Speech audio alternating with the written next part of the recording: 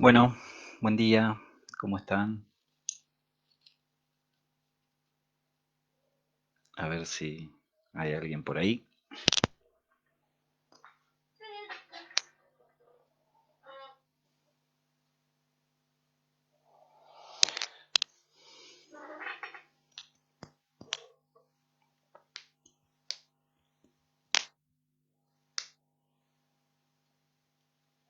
Buen día.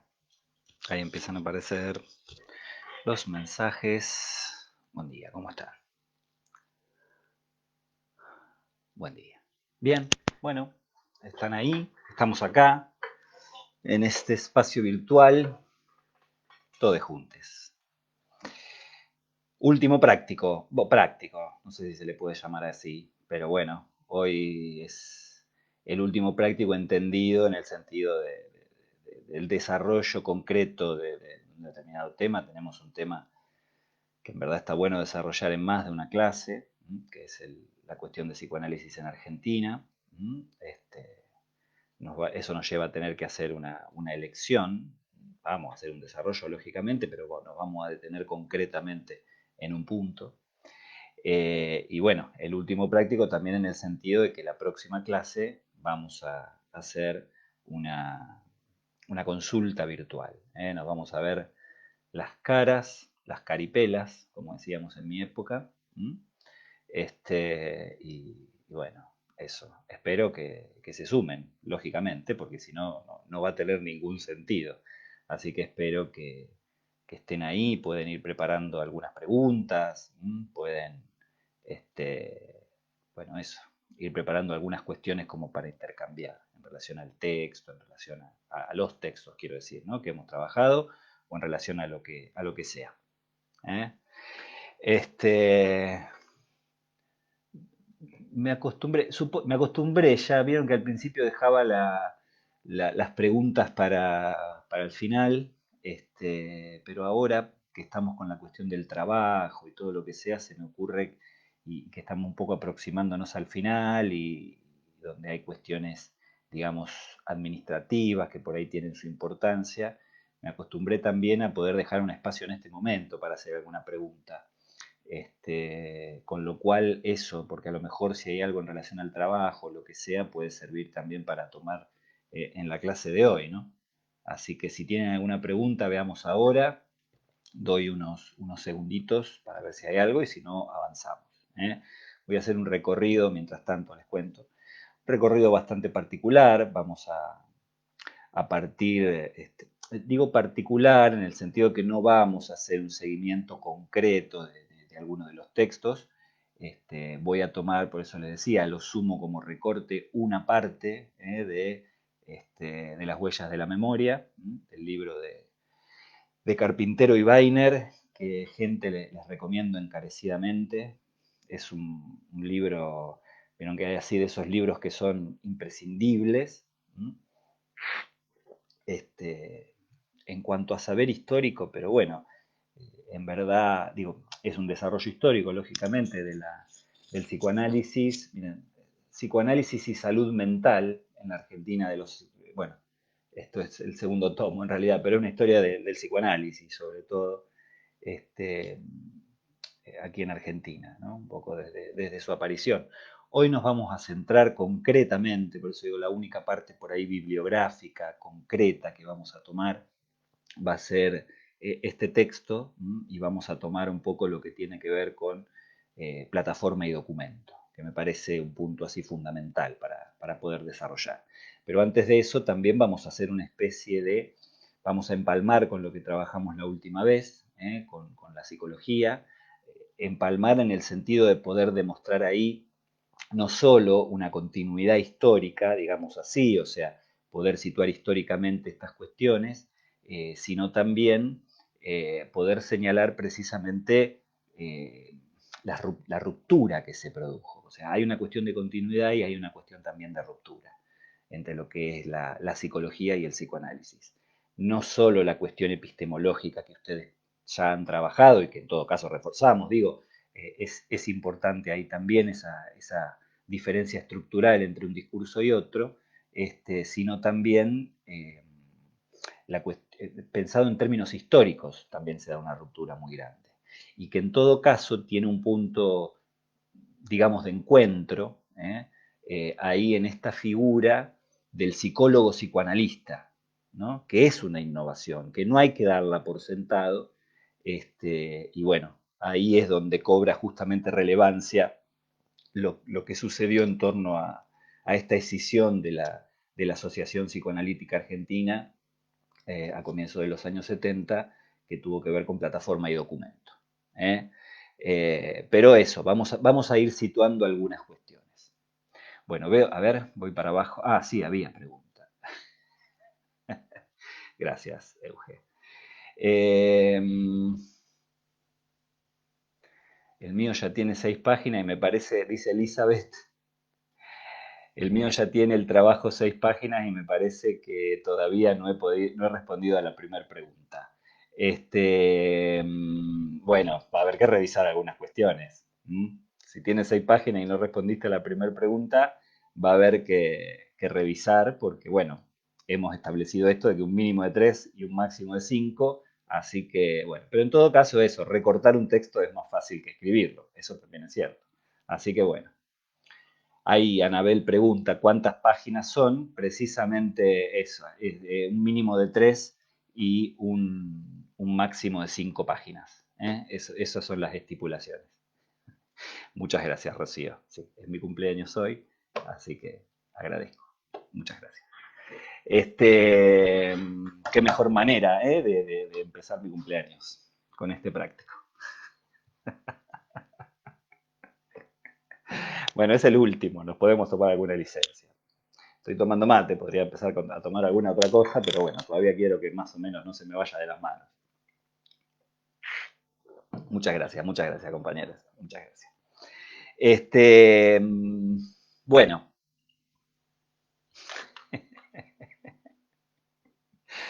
esto va a haber gente que va a ver Yo a veces cuando se dan estas cosas pienso que después hay gente que ve el video y que quiere llegar a la parte jugosa, lógicamente, y primero tiene que soportar mis silencios, mis vueltas, así, antes de entrar al tema.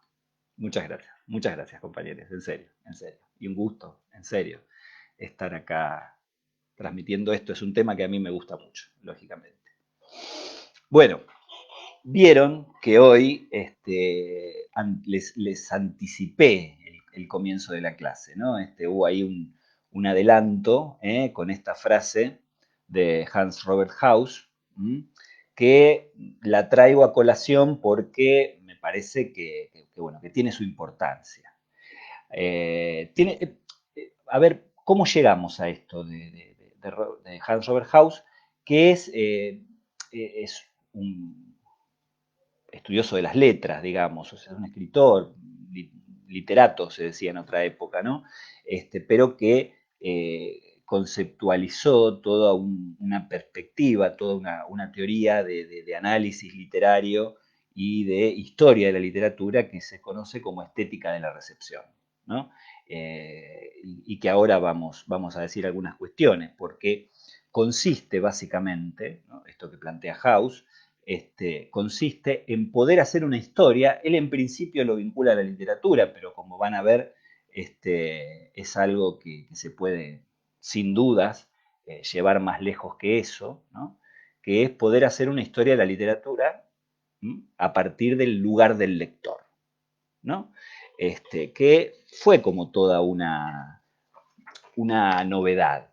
A mí me parecía interesante, primero porque siempre lo suelo trabajar, pero además porque, digo, siempre lo suelo trabajar sobre todo en esta parte del programa, pero también porque la semana pasada surgió, a partir de una pregunta que hicieron ustedes, ¿no? Este tema de la lectura.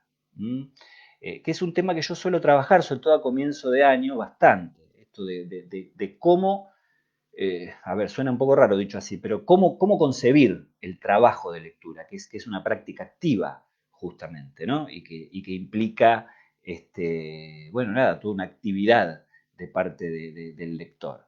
Me parecía importante retomar, insisto, está un poco retomando lo que se preguntaba la vez pasada, está un poco en juego, vieron en esa frase, que la voy a volver a leer, aunque sea en parte, porque me parece que tiene su utilidad. Esto de la lectura, porque la vez pasada pero me señalaban sobre los comentarios a veces que voy haciendo, pero es que, bueno, uno entiende eso, que la lectura es un trabajo, pero además es una cuestión necesaria para poder implementar, porque implica poder hacer propio el texto. Esto no solo vale, o sea, tiene una utilización bien pragmática también, digo, no solo vale para cuestiones que son necesarias, como poder comprender un texto, situarlo en un contexto, ¿no? Esto de que eso, una lectura no es solamente pasear la mirada por las letras impresas, ¿no? Una lectura es todo un trabajo que es un trabajo psíquico también y que implica un posicionamiento frente al texto, ¿no?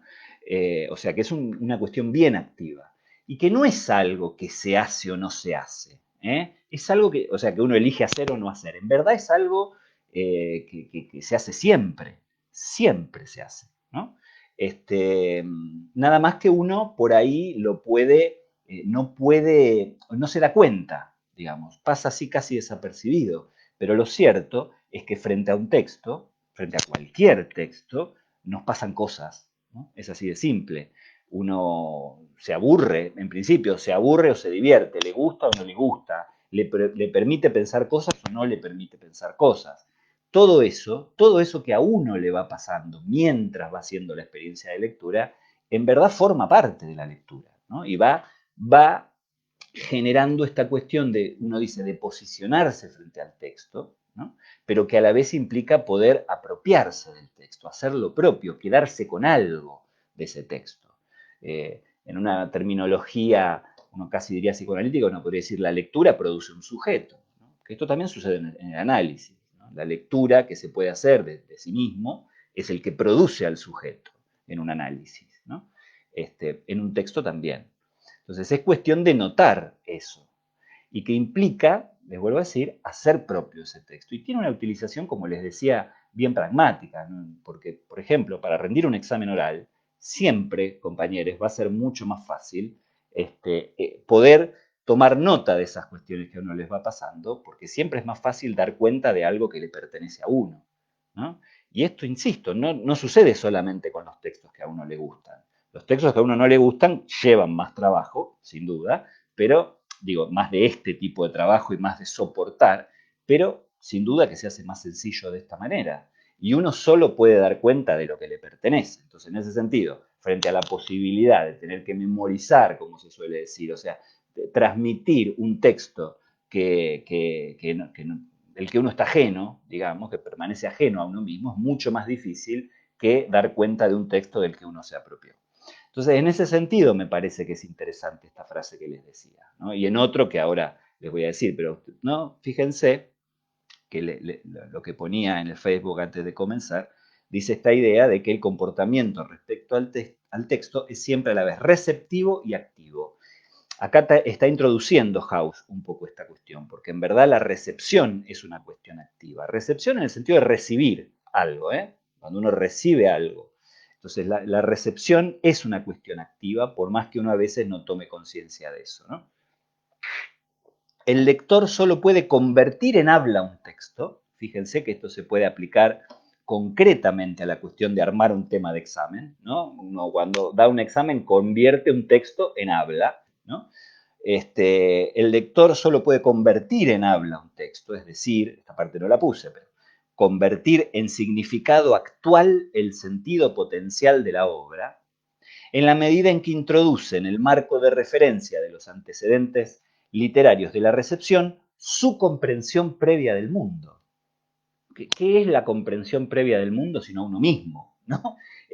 ¿Se acuerdan lo que decía Castoriadis? Las sociedades no es que poseen una interpretación del mundo, son una interpretación del mundo. Y en este sentido, como fragmentos itinerantes de la sociedad, somos cada uno de nosotros una interpretación del mundo. Nos reconocemos en esa interpretación, por más que no seamos solo eso. Entonces, solo lo puede convertir en habla en la medida en que introduce en ese texto la comprensión previa del mundo, o sea, quiénes somos nosotros. Tenía un amigo, un colega, un maestro, en verdad, que decía esto, decía una frase que a mí siempre me ha quedado, que es, uno nunca se va lo suficientemente lejos como para no llevarse a sí mismo, ¿no? O sea que uno en verdad, vaya donde vaya, está uno ahí, uno, ¿cómo es? Solito mi alma, ¿no? No estaremos solos, pero el alma está. Este, esta incluye la comprensión previa del mundo, sigue la frase de House, sus expectativas concretas procedente del horizonte de sus intereses, deseos, necesidades y experiencias. Insisto, ¿no? Es uno el que va ahí al encuentro de eso. Condicionado por las circunstancias sociales, las específicas de cada estrato social y también las biográficas. O sea, más claro no se puede. Es uno mismo y es ese uno mismo el que uno tiene que intentar descifrar en cada texto. No lo que uno piensa, también si ustedes quieren, pero ojo que no les estoy diciendo transmitir lo que uno piensa del texto. ¿Eh? Lo que uno piensa del texto es una parte, no necesariamente eso constituye una lectura, porque lo que yo pienso puede ser algo distinto de lo que dice el autor. La idea es transmitir eso que el texto nos produce. Esa es la idea que está en la base de esta teoría histórica de la literatura, pero que uno puede aplicar sin dudas al saber científico. Ahora vamos a ver cómo, porque esto engancha ciertamente con lo que venimos trabajando, ¿no? Que pretende hacer una historia no tanto del texto en sí como una cuestión intraliteraria, dice House, ni de el escritor, como muchas veces se hace, ¿no? Dar cuenta de una obra a partir de explicar al escritor, ¿no? Sino de la posición del lector. Cómo se recibe una obra en un determinado contexto histórico y social. Esa es la idea, ¿no? La recepción de una obra en un contexto histórico-social, que parte de una cuestión muy simple, si ustedes quieren, que, digo simple en el sentido que es fácilmente constatable, ¿no? De que las obras van teniendo distintos sentidos, se las lee de manera diferente en los distintos contextos históricos, ¿no? Esto es así, no solo se vuelve a ciertos trabajos u otros quedan totalmente olvidados, sino que además va cambiando la significación. El ejemplo también más fácil de es cuando uno vuelve sobre textos que estudió en otro momento, ¿no? A mí me pasa con los escritos, los artículos de Freud, que son textos a los que vuelvo muy asiduamente, y uno se encuentra con esto con que subrayó cosas que uno no sabe por qué las subrayó, o en todo caso no subrayó otras que a uno en el momento actual en que está leyendo le parecen importantes. Hay que olvidarse, lógicamente, ahí de una cuestión evolutiva, ¿no? Uno lo leyó en un momento con un determinado interés y uno lo lee en otro momento con otro interés, que también en función de la lógica de House uno podría decir uno no es el mismo en cada momento en que lee. La lógica de House o la lógica de Heráclito, si ustedes quieren, ¿no? Que hemos visto a comienzo de año. Entonces está esta idea de que los textos literarios, podemos decir sin duda los científicos, filosóficos, digo, psicológicos, psicoanalíticos, son leídos en un determinado contexto con un sentido y son leídos con otro sentido totalmente distinto en otro contexto, ¿no? Esa es la realidad primera, digamos, que se le presenta a House para poder decir, bueno, pero entonces hay una parte importante, se puede hacer una parte importante de la historia, explicar la producción literaria a partir del lugar del lector. Ustedes fíjense qué importante es eso. Que, insisto, tiene una aplicación bien concreta, bien pragmática, bien singular y hasta egoísta, uno podría decir, en el buen sentido, digo, de cómo posicionarse para preparar un tema de examen, ¿no? Para estudiar una materia, y tiene una utilización que sin duda va mucho más allá de eso. Y que yo la quería traer hoy acá a propósito del tema que ya hemos conversado algo de el nacimiento de la psicología en Argentina y la entrada del psicoanálisis. ¿Se acuerdan, no? Esta idea casi canónica de que hay una psicología argentina pero no se puede hablar de un psicoanálisis argentino, ¿no? Por de ahí esta idea del nacimiento en oposición a la entrada. Y que a mí me parece que, y acá sí digo lo que yo pienso, ¿no? Pero no es solamente lo que a mí se me ocurre, precisamente es producto de toda una serie de conjeturas y de aproximaciones a estos temas. Digo, pero a mí me parece que hay que poner mínimamente en duda. ¿M? Porque hay algo que sí es importante, esta idea de la entrada, que me parece que es un rasgo importante que se puede conservar, que es que, a diferencia de otros discursos científicos, ¿no? Digamos científicos ahora en un sentido bien lato, digo, no nos pongamos a discutir si el psicoanálisis es ciencia o no es ciencia, tomémoslo como un saber científico en un sentido bien abierto.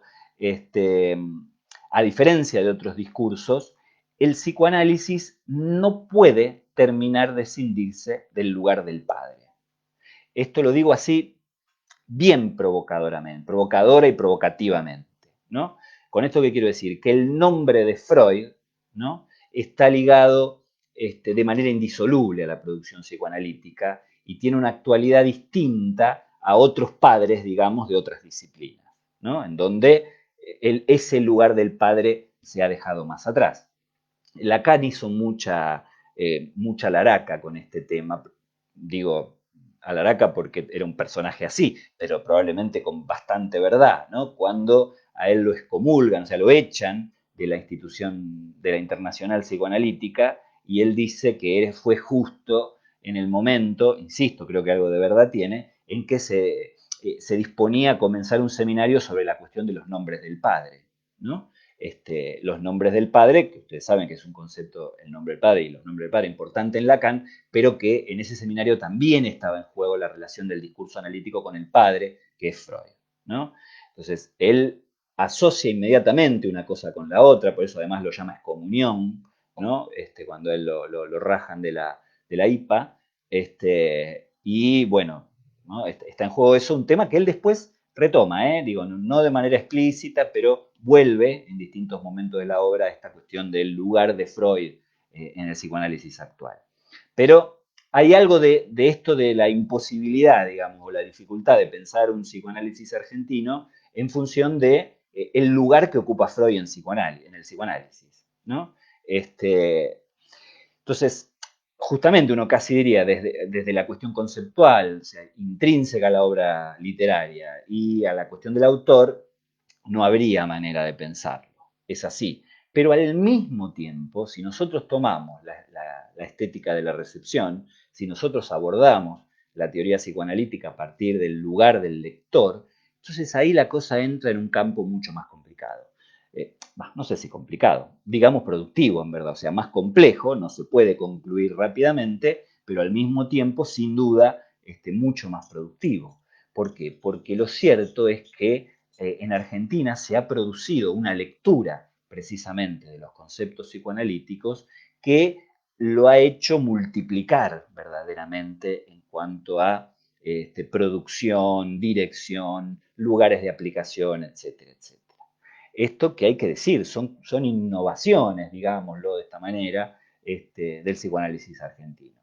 Desde la cuestión del análisis con niños, que ha sido pionero, ha habido, digamos, pioneras, digámoslo así, aquí en Argentina, a la cuestión del psicoanálisis en los espacios públicos, que también ha sido pionero aquí en la Argentina, a el tema, por ejemplo, que hoy vamos a abordar un poco de la relación del psicoanálisis con la política, que también ha sido bastante innovador, no vamos a decir pionero, pero sí innovador el modo en que se planteó aquí en Argentina.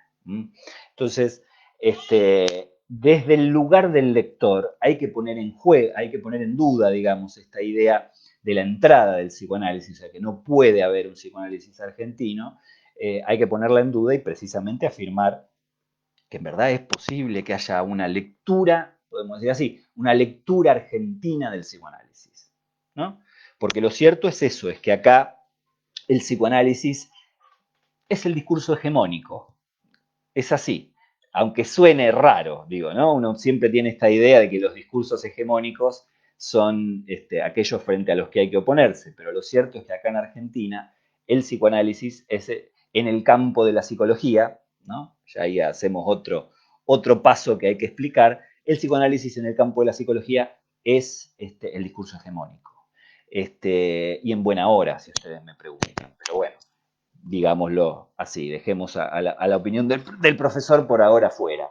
es el discurso hegemónico. Y ustedes vieron, por ejemplo, si volvemos al texto de Dagfal, cómo la pregnancia del discurso psicoanalítico en nuestra sociedad le da un perfil muy particular al profesional psicólogo en relación a cómo se conoce a este profesional en el resto del planeta, ¿no? Esa impronta no se debe, creería, solamente a la impronta del discurso psicoanalítico, pero sin duda que tiene un lugar fundamental, ¿no? Los psicólogos, en su gran mayoría y desde hace ya bastante tiempo, son a priori, digamos, por defecto, como se dice también en lo virtual, y que deja a ciertas ambigüedades como para pensar, los psicólogos a priori o por defecto son psicoanalistas.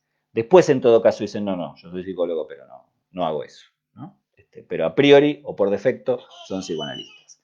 Esa juntura entre psicólogo y psicoanalista, les decía antes, no es algo que vaya de suyo, ¿no? Históricamente, sobre todo, por muchas razones, pero sobre todo históricamente. Por muchas razones, porque, bueno, epistemológicamente la psicología y el psicoanálisis son campos distintos, pero además históricamente también es algo que no va de suyo, puesto que desde un primer momento el psicoanálisis fue un discurso que pertenecía de manera predominante y exclusiva al campo de la medicina, ¿no? O sea, los que eran psicoanalistas eran los médicos. Y esta idea de que el psicólogo pueda ejercer el psicoanálisis, bueno, es una novedad que se ha ido dando, ¿no? Históricamente. No va de suyo. Y deja también, bueno, como toda una serie de cuestiones ahí a pensar, que no las vamos a poder abordar hoy, todas esas cuestiones, pero sí al menos algunas. Pero bueno, justamente pensando en esta cuestión de la recepción, pensando en la pregnancia del discurso psicoanalítico en nuestro país, inevitablemente tenemos que volver, uno diría, al final de la clase anterior o a lo que desarrollamos en la clase anterior para poder situar cómo fue posible que en un medio intelectual, profesional, filosófico, político, en el que predominaba de manera también exclusiva la ideología positivista, ¿no? Tanto en el sentido político como en el sentido epistemológico, cómo fue que termina instalándose un discurso como el psicoanálisis tan ajeno precisamente a la premisa psicoanalítica, que si hubiera sido más marginal, uno lo entendería más fácilmente. Bueno, no hace falta que seamos todos positivistas, pero lo llamativo de todo este fenómeno es esta idea de que de una predominancia absoluta de un discurso positivista se pasa a una predominancia casi absoluta de un discurso que uno ubica en las antípodas del positivismo, ¿no? Es esa pregnancia tan grande del psicoanálisis la que hace que nos tengamos que preguntar qué pasó. Y ahí, bueno, tampoco creo que podamos dar cuenta de todo ese movimiento, vamos a situar algunas cuestiones nomás, ¿no? Pero ahí hay como toda esta historia de cómo fueron los primeros pasos del psicoanálisis en nuestro país y respecto del cual se pueden situar así algunas cuestiones bien concretas. Por empezar, esto, a diferencia de la psicología, que comenzó siendo, me suena un poco raro decirlo así, pero un discurso de Estado, ¿no? O sea, la psicología comienza como una práctica, decíamos la vez pasada, no solamente como una teoría, digo, como una práctica, una experiencia, como una estrategia ligada al poder estatal, ¿no? Y con fines que servían precisamente a la cuestión estatal, el psicoanálisis entra de manera tremendamente marginal, ¿no? Tremendamente marginal. Entra por los resquicios. Es lindo pensarlo así. A mí me resulta sugerente. Entra por los resquicios. Eso hace que sea una historia como completamente distinta a la de la psicología, ¿no? Por eso les decía. Entra, o sea, concretamente, aunque después a lo mejor situamos un poco más. Por eso la primera opinión, la primera recepción del psicoanálisis en Argentina por la clase, por los intelectuales consagrados, digamos, por aquellos que ocupaban un lugar hegemónico respecto del saber, la primera reacción fue un rechazo absoluto, absoluto, ¿no? Una desestimación tremenda, una denuncia de la ficción que esto representaba. Siempre me acuerdo un escrito, creo que era de Agustín Álvarez, que era un discípulo de José Ingenieros, que hablaba de Freud y sus secuaces, ¿no? Así, los trataban de delincuentes a los psicoanalistas, y esto influenciado también, bueno, por lo que iba llegando en relación a la posición en torno a la sexualidad del psicoanálisis, ¿no? Que fue muy resistida también. Pero no consistió solo en eso, ¿eh? No era una cuestión pacata, digamos, solamente de resistir todas estas cuestiones de la sexualidad, también era una cuestión científica, o sea, bajo una ideología positivista o bajo un paradigma, digamos, positivista, el psicoanálisis no cuajaba con nada. Entonces, directamente se lo desestimó, o mejor dicho, no se lo desestimó, por ahí si se lo hubiera desestimado solamente hubiera sido una cosa. En verdad lo que sucedió fue que se lo atacó mortalmente. O sea, hay publicaciones, hay un libro hay un libro de Besetti que es Freud en Buenos Aires, en donde se puede leer muchos de estos. Freud en Buenos Aires es un libro así como El nacimiento de la psicología, ¿no? O sea, hay un estudio preliminar de parte del autor y después todos textos que dan cuenta un poco de la época, ¿no? Entonces, la reacción al psicoanálisis, que uno la puede leer también en ese texto, entre las décadas del 20, década del 30 o década, yo diría que empezó a llegar, capaz que un poco antes del 20, la reacción era de un desprecio absoluto. Por eso digo que llama la atención, porque en relación a la formalidad o la formalización del psicoanálisis, en 1942 se crea la Asociación Psicoanalítica Argentina, ¿no? Una filial de la IPA, de la Internacional, y para 1960, 1965, una cosa así, el psicoanálisis ya estaba totalmente metido, digamos, en la estructura de nuestra sociedad, en donde tuvieron, bueno, ahí hay que leer todo el libro La huella de la memoria, ¿no? Pero en verdad tuvieron un papel muy importante en ese desarrollo, algunas cuestiones como, por ejemplo, me sale la acción de Eva Giberti, que publicaba en un diario, que ahora no me acuerdo también, pero una sección que llamaba Escuela para Padres, ¿no? Que más allá de las acusaciones que se le puede hacer, ¿no? De los ideales que la sostenían, digo, la idea de formar a un hijo no neurótico y que todo salga bien, digo, más allá de esas críticas, parece que vale mucho más por el sentido histórico de ir introduciendo una perspectiva psicoanalítica, ¿no? La labor de los psiquiatras, de la Federación Argentina de Psiquiatras, José Bleje y bueno, toda una gente asociada a eso, que cuando uno escucha también el desprecio que se le hace a los psiquiatras, ¿no? Casi como, digo, más allá de las críticas que se puede hacer a la psiquiatría, pero la influencia de Foucault en nuestro medio hace que se los critique tremendamente a los psiquiatras, insisto, en parte probablemente con razón, pero olvidando ciertas cosas, ¿no? En esa crítica furibunda a los psiquiatras, que uno después cuando tiene que trabajar o cuando le ha tocado compartir experiencias se da cuenta de que una cosa es la psiquiatría o el psiquiatra ideal y otra cosa son los psiquiatras, ¿no? Uno ve en eso en esa, digo, insisto, en esa resistencia furibunda a los psiquiatras, ve un poco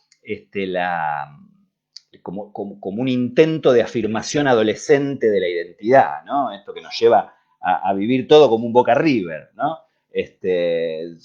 Para poder afirmarme como psicólogo tengo que desprestigiar a los psiquiatras. Me parece un poco mucho. Y por ejemplo, por eso digo, el lugar que ha tenido la Federación Argentina de Psiquiatras en relación a todas estas cuestiones ha sido crucial. Pero bueno, entonces, fíjense que en 20 años, ¿no? Del 42 a lo mejor un poco más, 20, 25 años, el psicoanálisis tiene una presencia muy grande en nuestra sociedad. Y eso nos lleva a tener que preguntarnos también sobre el ingreso y el nacimiento de estas teorías, porque bueno, insisto, la primera reacción fue bestial. Pero ingresa por otros lados. Ingresa es muy interesante también ver por dónde entra, porque ingresa por la cuestión de la literatura. Insisto, son lugares marginales, marginales, pero no en un sentido, o sea, en un sentido literal, marginales. Porque ingresa, por ejemplo, en la literatura, en verdad eso es por ahí lo menos, escritores argentinos que han estado muy influenciados por esa primera lectura del psicoanálisis, uno lo puede ubicar, por ejemplo, a Roberto Arlt, ¿no? Bueno, que también en su momento, después por suerte, afortunadamente, se lo reivindicó bastante, pero en su momento era bastante desprestigiado, o sea, bastante marginal también Arlt. Y también muchas veces se lo utilizaba como explicación en las crónicas policiales, ¿no? De lo que en aquel momento se llamaban crímenes pasionales, ¿no? Entonces tenemos la literatura, la crónica policial, ¿no? Para dar explicaciones de dudosa calidad, incluso de dudosa calidad psicoanalítica, digamos, pero esto empieza a materializar toda esa mirada que está en juego en la teoría psicoanalítica. La anécdota dice que Enrique Pichon Rivière, que bueno, no solo es el fundador de una teoría verdaderamente muy importante en nuestro país, que es en torno a la psicología social, sino que además es uno de los miembros fundadores de la Asociación Psicoanalítica Argentina. La anécdota o la leyenda dice que el primer contacto que tuvo con la teoría psicoanalítica y el nombre de Freud fue precisamente a partir de leer un artículo, una crónica policial en una revista, mientras estaba en la sala de espera de un prostíbulo, ¿no? Esto, en otro momento, o sea, hoy por hoy ya suena un poco rancia la anécdota, pero lo cierto es que uno a partir de ahí puede imaginarse en los lugares por donde entraba el psicoanálisis. Y desde ahí, insidiosamente, ¿no? Uno piensa lo que decía Freud, que vaya a saber si lo dijo o no lo dijo, vieron que está en duda eso, pero esto de la peste, del psicoanálisis como peste, que supongo que conocen esa anécdota, ¿no? Eh, que parece ser que en verdad nunca lo dijo, que eso es algo que inventó un poco Lacan, pero bueno, a fuerza de mito se construyen las verdades también. Así que esta idea de Freud llegando a Norteamérica en barco y diciendo no saben que les traemos la peste, me parece que sigue teniendo mucho valor. Bueno, desde ese lugar marginal entonces se fue erigiendo en un discurso hegemónico, ¿no? Y en poco tiempo relativamente. Y con una lectura, quizás también por cómo ha sido el ingreso, en una lectura también que ha tenido otra impronta, porque desde un primer momento estuvo vinculado al campo de la salud mental, a la práctica pública, a los hospitales, y eso dejó también, por eso digo, una impronta. Hay algo evidentemente en la subjetividad argentina que lo ha vuelto permeable a este tipo de discurso. No nos vamos a meter en zaraza de psicoanálisis aplicado, ni mucho menos, pero es evidente que hay algo ahí que hizo que prenda de la manera que prenda. En parte por la admiración que tiene nuestra sociedad por la cultura europea, en ese sentido, digo, con todo lo bueno y malo que eso tiene, parece que es un elemento importante, que es un poco lo que señala Dafal, ¿no? La importancia de la cultura francesa en nuestro medio.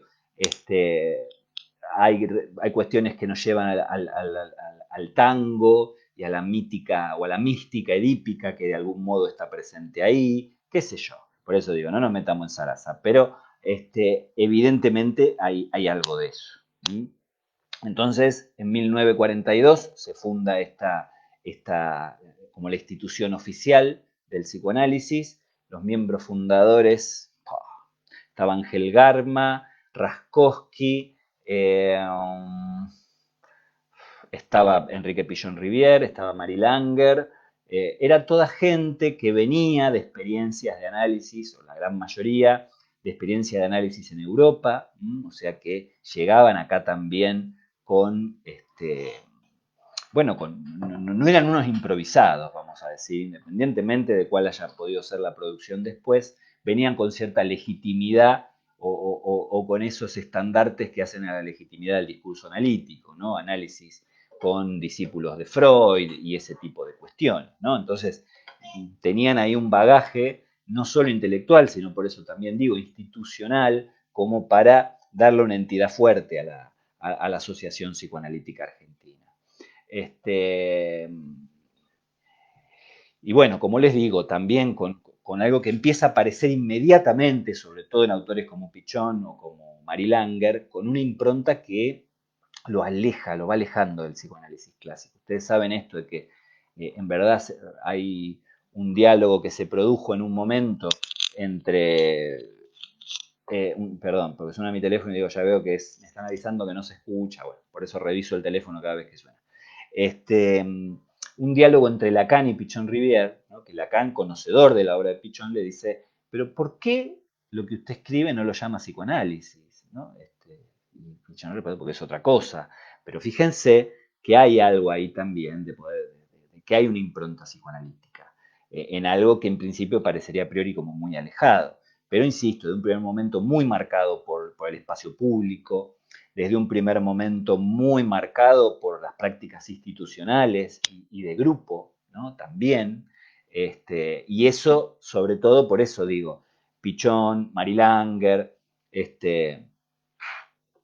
gente que también está, o cada vez más va estando más en los márgenes de la institución psicoanalítica, ¿no? Eh, que por eso digo, estaba representada de otra manera y había, no se crean que era tampoco todo el psicoanálisis así, ¿eh? Pero es algo que tenía una impronta muy, muy fuerte, insisto, a partir de la presencia de la FAP y de toda una construcción ahí intelectual y política que se va generando. Y que estalla justamente, por eso digo, así de paso vamos aproximándonos a ese tema, después podemos volver. Digo. No, claro. A ver, antes de pasar a plataforma y documento, en verdad tenía la idea, bueno, a ver, lo sitúo rápido, pues ya llevo 40 minutos hablando y siempre pienso en la atención de ustedes. Porque en verdad me colgué hablando del psicoanálisis, era lo que iba a hablar, digo, pero fui como concretamente hacia ese lado, pero hay que retomar esta pregunta de cómo puede ser en un medio tradicionalmente positivista, cómo fue que se instala otra cuestión. Y ustedes saben que ahí fui a un texto de Terán, hay muchos elementos, por eso digo, más vale los voy a mencionar, hay muchos elementos que hacen a eso, pero sin duda, eh, fíjense, hay como una corriente intelectual que empieza a aparecer acá en Argentina, que se la conoce como nueva sensibilidad. ¿Mm? Yo no sé si les hablé, a mí me parece muy valioso este libro, que es Historia de las Ideas en la Argentina, de Oscar Terán. Me parece una bibliografía también fundamental. Son unas clases, es algo muy sencillo de leer, fue como un seminario que dio Oscar Terán, pero cómo va situando precisamente las ideas, ¿no? El concierto de ideas, de la intelectualidad, digamos, de la producción intelectual acá en Argentina, que es verdaderamente muy interesante cómo va siendo. Creería que el libro todavía se consigue, bueno, pues yo lo tengo hace unos buenos años, pero la verdad es buenísimo. Y acá está esta cuestión que aparece como una tendencia intelectual en los años 20 en Argentina, ligada a lo que Terán llama o se conoció como nueva sensibilidad, ¿no? Que empieza como a apartarse de la perspectiva positivista y se inclina por una postura justamente más intelectual y menos ligada a la cuestión de la empiria, digamos, del positivismo, ¿no?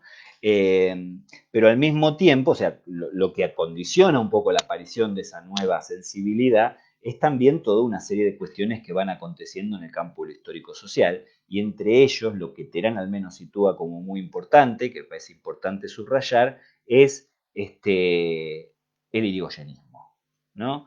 Eh, o sea, el ascenso de Irigoyen al poder y lo que empieza a abrirse en cuanto a posibilidad democrática y de ascenso de otra clase social al poder en ese momento, sin duda marca un antes y un después también en el campo de la producción intelectual, ¿no? Y ahí empiezan bueno, a aparecer esta otra corriente menos ligada a la cuestión empírica del positivismo. Y es interesante porque lo que sitúa como momento bisagra, ¿no? Como para poder visualizar la emergencia de esta nueva dirección en la intelectualidad argentina, lo que Terán sitúa ahí como momento bisagra es la visita a nuestro país de un filósofo español que se llamaba José Ortega y Gasset, que probablemente ustedes lo deben haber escuchado otras veces. Tiene una producción intelectual bastante grande, pero uno de los libros más conocidos de esta persona es uno que se llamó La rebelión de las masas, justamente, ¿no? Digo, volviendo sobre la importancia que tuvo ahí entre fines del siglo XIX y principios del siglo XX este tema de la multitud, ¿no? Que lo veíamos la clase pasada. La rebelión de las masas es un libro de Ortega y Gasset, pero Ortega y Gasset tiene una aproximación a todas estas temáticas radicalmente distinta a lo que era la perspectiva positivista, ¿no? Insisto, lo digo en un sentido puramente epistemológico, ¿no? Y ahí se aprecia una aproximación, bueno, eso, distinta. Ortega y Gasset no era un pensador positivista. El positivismo, hay que decirlo, en Europa ya para esa altura iba retrocediendo un poco, ¿eh? Acá en Argentina todavía estábamos embelesados, digamos, pero es cierto que en Europa, digamos, la caída del positivismo acá responde también un poco al retroceso del positivismo allá.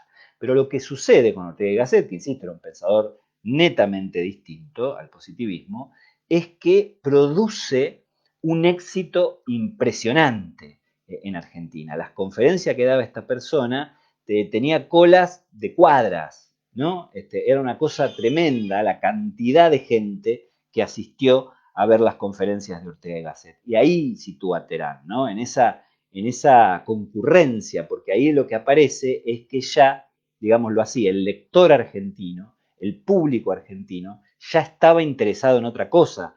Lo que había sucedido, diría House, en su horizonte de expectativas, intereses, deseo y experiencia, ya lo situaba en un lugar distinto a esta vigencia cientificista del positivismo. Ahí esta presencia ya va marcando un cambio de horizonte, un cambio de lugar, de posición de la intelectualidad, que a lo mejor también lo fue haciendo más receptivo precisamente a la cuestión epistemológica del psicoanálisis, ¿no? Ortega y Gasset, a ver si veo acá, digo,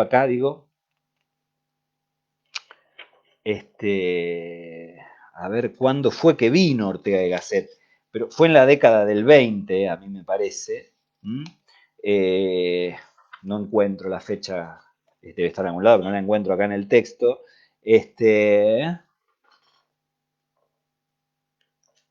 Claro, no, acá dice que la primera fue en 1916, pero que en otras conferencias fue como acrecentando, bueno, no importa, fue ahí, en ese momento que fue como produciéndose un movimiento que uno puede creer puede terminar en 1942 con la creación de la Asociación Psicoanalítica Argentina, pero más todavía el hecho de que 20 años después sea prácticamente ya en ese momento un discurso con una circulación social muy grande, ¿no? Uno puede rastrearlo en la aparición de esta nueva sensibilidad y en un modo de abordar las cuestiones intelectuales totalmente distinto al positivismo.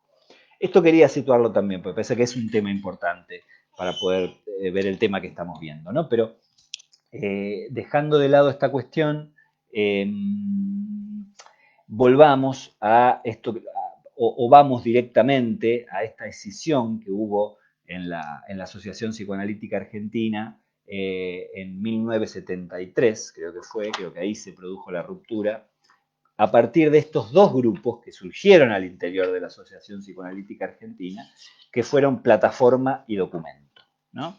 Y que acompañó una publicación, la publicación de unos artículos que se llamaron Cuestionamos, ¿no? Cuestionamos 1 y 2. Fueron los dos textos. ¿Por qué es importante plataforma y documento? ¿Por qué uno puede retomarlo históricamente de esta manera? Bueno, por más de un motivo. En general, muchas veces lo primero que se destaca de plataforma y documento, probablemente bien, digo, es la importancia que tuvo como movimiento o como actitud política. O sea, plataforma y documento fueron dos grupos, en verdad, pero fue la ruptura que protagonizaron al interior de la APA, es verdad que tuvo en primer lugar, lo digo no estableciendo un orden de jerarquía, digo, pero tuvo una impronta fuertemente marcada por la política y la politización de la sociedad que venía dándose en Argentina desde la segunda mitad de los años 60, ¿no? del siglo pasado, de 1960. De eso no hay duda. Y ustedes en las huellas de la memoria pueden leer cómo va dándose precisamente todo ese movimiento. Hay cuestiones de lo social que hay que destacar. Podemos incluso situar ahí, bueno, la recurrencia de los golpes de Estado, la aparición de las grandes movilizaciones, esto lo colocan como fundamental, Carpintero y Weiner, estas grandes movilizaciones sociales, obreras, estudiantiles, que fueron los ASOS, ¿no? El Rosariazo y el Cordobazo, sobre todo, eh, la aparición, bueno, de una radicalización política en gran parte de la juventud argentina, ¿no? Lo que condujo eventualmente, bueno, ya un poco para esta altura, a la aparición de las organizaciones armadas, ¿no? Hay todo un movimiento ahí que va instalando la cuestión política en nuestra sociedad de una manera pregnante, o sea, es una sociedad, sobre todo en ese momento, atravesada concretamente por la discusión política, bueno, un poco como hasta ahora, ¿no? Un poco como lo fue siempre, en verdad. Una sociedad muy interesada por lo político, eso también hay que pensarlo en relación al lugar de nuestra profesión, ¿no? Esto que decía Dagfal. Pero la discusión política estaba muy, y sobre todo la cuestión del compromiso político, ¿no? O sea, como si uno dijera, hay algo que está sucediendo en lo social respecto de lo cual pareciera que no se puede permanecer indemne, ¿no? Este, Esto, bueno, fíjense que renueva también una cuestión, la relación del psicoanálisis con lo social, la práctica analítica, digamos, con lo social y lo político, implica también toda una serie de cuestiones como a debatir y a conceptualizar. Hay pila de ejemplos y de cuestiones que podríamos referenciar en este momento. A mí se me ocurre, bueno, de hecho, la cuestión de la pandemia, ¿no? Y el tema de la atención presencial o la atención virtual y todos los problemas que se suscitan a partir de ahí, porque es cierto, ¿no? O sea, el psicoanálisis requiere de la presencialidad. Ahora, la pregunta es si nos vamos a estar exponiendo a uno y al otro, digo, ¿no? A esta cuestión en función de preservar un psicoanálisis puro, digamos, o si estamos dispuestos a hacer ciertas concesiones, ¿no? Si uno puede verdaderamente hacer como si nada pasara. Esto es interesante porque Marie Langer, que es una de las psicoanalistas fundadoras de la APA y al mismo tiempo una de las referencias importantísimas de Plataforma y Documento, precisamente por ese lugar fundacional, Marie Langer fue de las más politizadas de las psicoanalistas argentinas, ¿no? Eh, eh, eh, Ella, bueno, es una persona europea, en verdad exiliada acá en Argentina, pero exiliada con la guerra. Ella recuerda, ella cuenta en algún lado, una anécdota estando en análisis. No me acuerdo quién era el analista de Marie Langer, un analista, o sea, del círculo freudiano, o sea, ahí uno de los discípulos ahí de la segunda generación. Se analizaba y se escuchaban los ruidos de las bombas, ¿no? De la Segunda Guerra Mundial. Creo que estaban en Londres. Ahora me agarró así como un blanco de toda esta historia, pero se escuchaba el ruido de las bombas, estaban bombardeando la ciudad mientras ellos estaban en sesión. Y Marie Langer recuerda que su analista hacía como si no pasara nada, ¿no? Y esto para ella fue como una disrupción total, ¿no? ¿Cómo puede ser? Insisto, no solo por la cuestión de la preocupación política. Si están bombardeando la ciudad, nos pueden bombardear el edificio en el que estamos, digamos. Y ahí esta cuestión de como si no pasara nada, ¿no? Y eso a Marie Langer le hizo un ruido tremendo, tremendo, y que la llevó a cuestionar, bueno, justamente, ¿no? Cómo está planteado ciertas cuestiones de la práctica analítica. Esto de la abstinencia, ¿no? Que de todos modos es un concepto valioso, lo aclaro, digo, ¿no? Pero hay que ver hasta dónde llega esta abstinencia, esto de abstenerse, esto de que el yo del analista no está en juego. Hay un problema ahí muy grande. Pero en este momento, problema teórico y clínico, digo, pero en este momento la cuestión tenía que ver con el compromiso político. Estaba toda la sociedad movilizada, había dictadura de Onganía, o sea, todavía no se había llegado a la cuestión democrática, digo, todo lo que fue generando. Estamos en el año 1969, cuando se forma Plataforma y Documento. Hay una gran movilización social, viene lo del Cordobazo, está la dictadura, y algunos analistas se preguntaban precisamente por el lugar social. Pero insisto, a ver si vamos a lo concreto.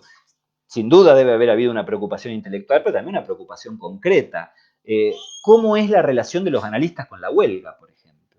¿No? Uno se lo ha planteado algunas veces, ¿no? En los paros generales, trabajando como analista, uno dice, ¿hago huelga? ¿No hago huelga? ¿Cómo es esto? El lugar del analizante, o sea, del paciente, el lugar de uno, la práctica privada, pero al mismo tiempo las ideas políticas. No es una cuestión tan sencilla. La APA, de hecho, se había plegado solamente a una huelga general, o sea que al menos hay un antecedente oficial, digamos, de plegarse como institución, digamos, a una huelga general, que fue el 29 de mayo de 1969, o sea, el Cordobazo. Coincidió con ese acontecimiento histórico. Había declarado una huelga, pero bueno, ahí había todo un tema en debate al interior de la APA sobre cómo pensar esta cuestión del compromiso político. Y ahí, a fines de julio del 69, en Roma, hay un congreso de la Internacional Psicoanalítica que trabaja un tema político Bueno, ustedes en Europa también venían de estar atravesados por todas las movilizaciones del Mayo francés, ¿no? Que fue en el año 68. Acá está lo que dice, esperen, a ver, lo que dicen Carpintero y Weiner. Todo el tiempo pienso Maestro y Weiman, lo que escribía la banda de Golden Rocket, no importa. Pero es Carpintero y Weiner.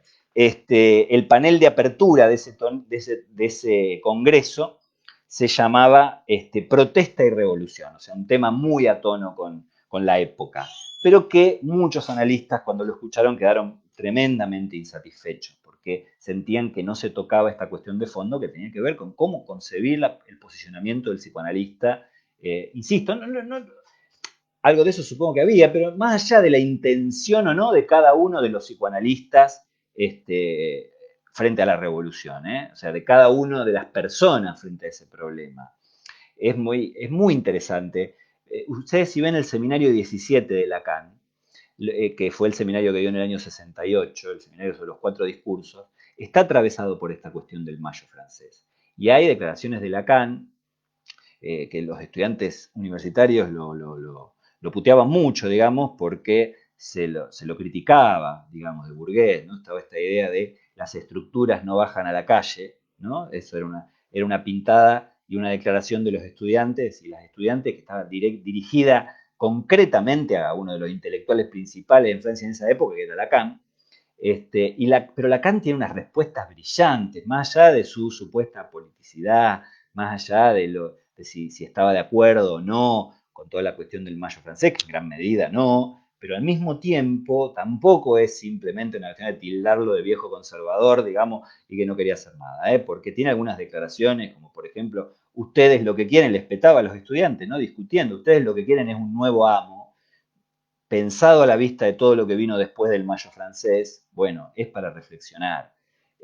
Otra cosa que ha dicho Lacan en otro momento, mejor dicho, en el mismo momento, pero en otro, en el mismo momento histórico, pero en otra circunstancia, es esta idea de que al hablar de revolución hay que pensar en la terminología, en el sentido que tiene esa palabra en astronomía, ¿no? Que implica que todo vuelve siempre al mismo lugar, ¿no? Realmente es otra cuestión para pensar políticamente muy importante. Y por otro lado, también, a ver si recuerdo bien esta anécdota, cuando uno le pregunta, le hablaban de todos los disturbios y le decían a Lacan, ¿qué tenemos que hacer como psicoanalistas?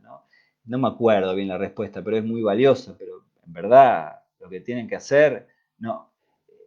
¿Qué se espera de nosotros? Algo así le preguntaron. Me metí en internet, no me acuerdo bien, pero las puedo buscar y se las traigo. Y dice, no, bueno, que vayan y tiren piedras, como todo el mundo, le dice así una cosa a Lacan, pero que eso no es el psicoanálisis, pero presenta una escisión ahí, que no es que porque uno o porque el psicoanálisis tenga que determinadas características. Bueno, se cortó.